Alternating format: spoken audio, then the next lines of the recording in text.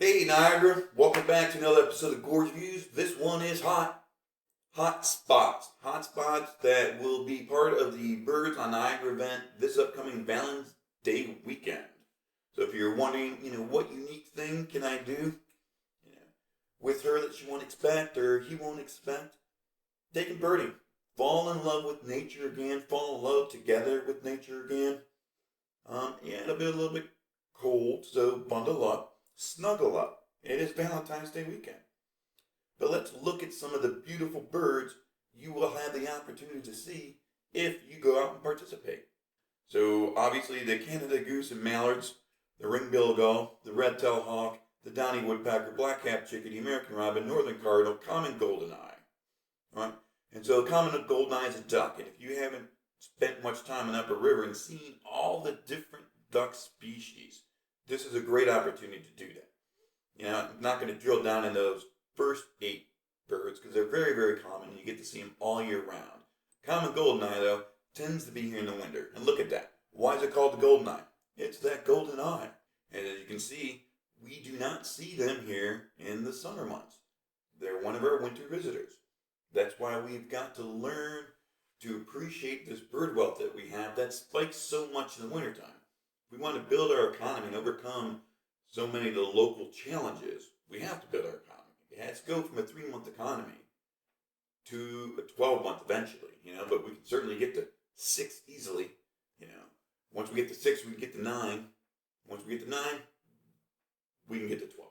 But we have to change our culture. We have to learn to appreciate the natural wonder beyond just the waterfall and learn to celebrate that ourselves and then share that with the rest of the world. And that's what Gorge Views is all about this year, is helping us understand how we need to change ourselves in order to change the world and build our economy. I want to kind of go through a lot of the different ducks that you'll be able to see. You have the Gadwall. After the Gadwall, there's the American black duck. To me, it's quite similar to the Gadwall, so I have to spend a lot of time when I get photos of one or the other, positively identifying which one I actually saw. But again, it's a winter bird here, not one you commonly see in the summertime. Then you got the common merganser. Now, this one, I've seen mergansers probably every month of the year, but you'll see the population is lower in the summertime. Definitely the population's lower. Like right now, out in the gorge, there's a flotilla of about 60 of those, and they're pretty much all winter, in big numbers. Then the hooded merganser.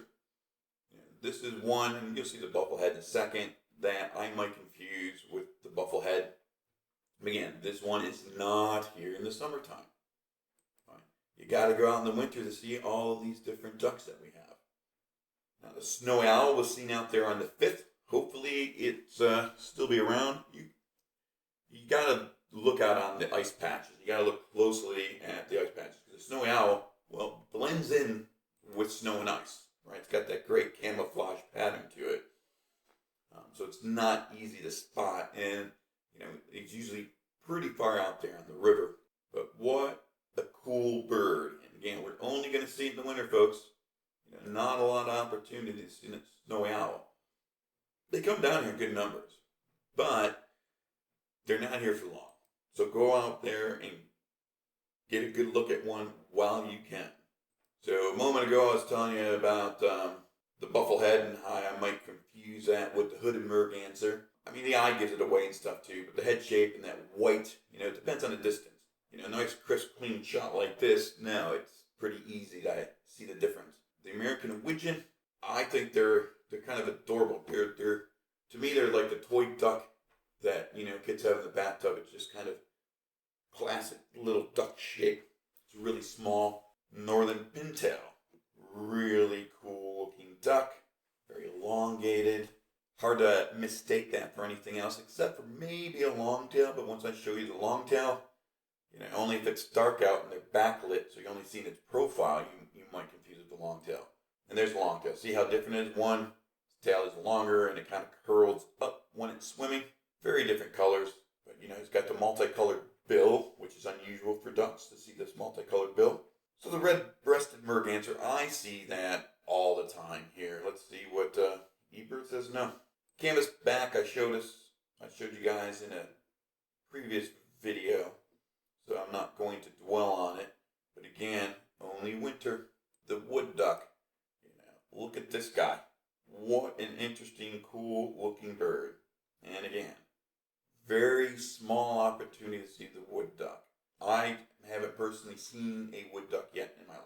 I am looking forward to the day that I do. But then the American coot, also out there, and there's so many different birds, and that's what's helpful going to an event like this. There's going to be other expert birders who are going to help accelerate your learning curve by pointing out some of the birds you might not even notice you're looking at. And then there's the redhead, another duck. So look at all the different duck species. And then there's the greater scaup and the lesser scaup, all available for your viewing pleasure on the upper river. But again, only in the winter, folks. Only in the winter. All right, let's take a peek at some of the swans, the mute swan out there. Here's a look at the Tundra Swan itself. You can see totally different head. So do not confuse the two. Very easy to do from a distance because you're going to see a large white bird floating out there in the water. Distinctly different heads, obviously. And they're beautiful. And it's, to me, to see one in flight is amazing. It just doesn't look like it should be able to fly. Last winter there was one living all by himself with the mergansers and the mallards down in the gorge, like all winter. Just I don't understand why he was just living there by himself. But there's so many in the upper river. But it was really cool to see him fly low across the water in the gorge. I've told you how the cormorants like to play chicken with other birds and stuff. It was really good. I mean, this thing's big, right? It looks like a 747 compared to all the other birds you're going to see in the river. Cormorants are like practically half its size. But, they go darting at it or they fly alongside of it. They seem to like to play with it while it would fly. When it's just floating, they don't mess with it. But when it gets into flight, cormorants tend to go and play with it. It's really interesting thing. It's just really interesting behavior. It's one of the things I love about birding is seeing these interesting behaviors. So folks, I hope you're getting pumped up. I hope you're starting to see what I'm talking about. This amazing bird wealth that we have to share with the world and to build off of. But we have to understand that it's there. We have to celebrate it. We have to promote it. And then we have to invite other people to celebrate it with us. Now the slatyback gull, let's take a look at the slatyback, because this is a special treat for us right now. I don't know how often we're going to get to see the slatyback. But let's just draw out the range map to the global level. Look at that. You're not supposed to see the slatyback here. You're supposed to see it in Japan, right? You're supposed to see it up in like Kamchatka area. Maybe you'll get to see it in Alaska. Maybe you'll get to see it in the northwest coast of North America. That's it. But this poor slatyback obviously got lost. This is the third year in a row that I'm aware of that the slatyback has been traveling with this flock.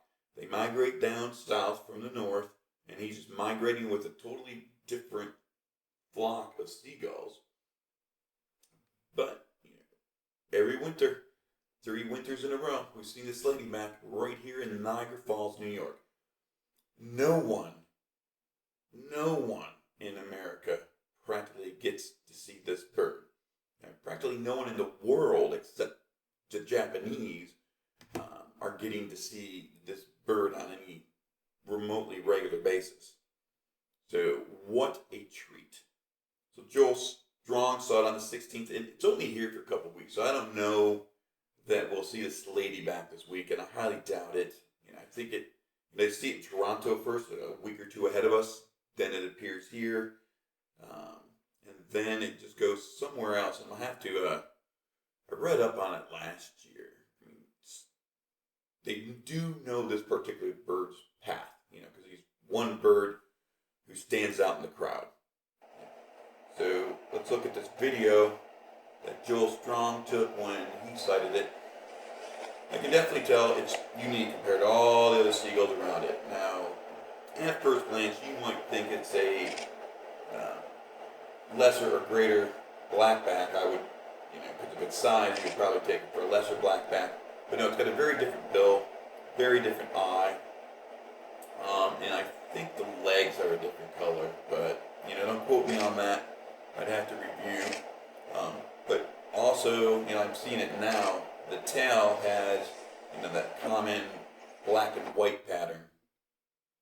And let's take a real quick look at Fort Niagara and see what they're seeing out there.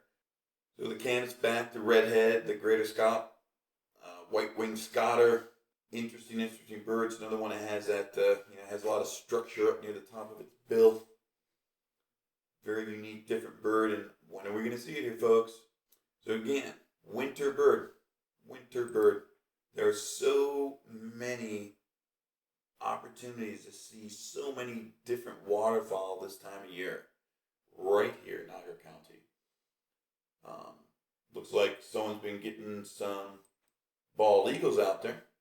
Look at that. 2 in a tree at the same time. Beautiful. I'm not the only one shooting bald eagles around here. Look at that photo, folks. Look at that photo. Great close-up, tight-in headshot. Wow. Nice. The eye detail. Got an owl out there? Where was this thing at? And let me go back. Fort Niagara State Park. Owl. Beautiful. Eastern screech owl. So cute. And I'm going to leave it there, folks. Just wanted to go over some of the hotspots real quickly, show you what's being seen most recently so you can anticipate what you'll get to see, and show you there's a lot to see.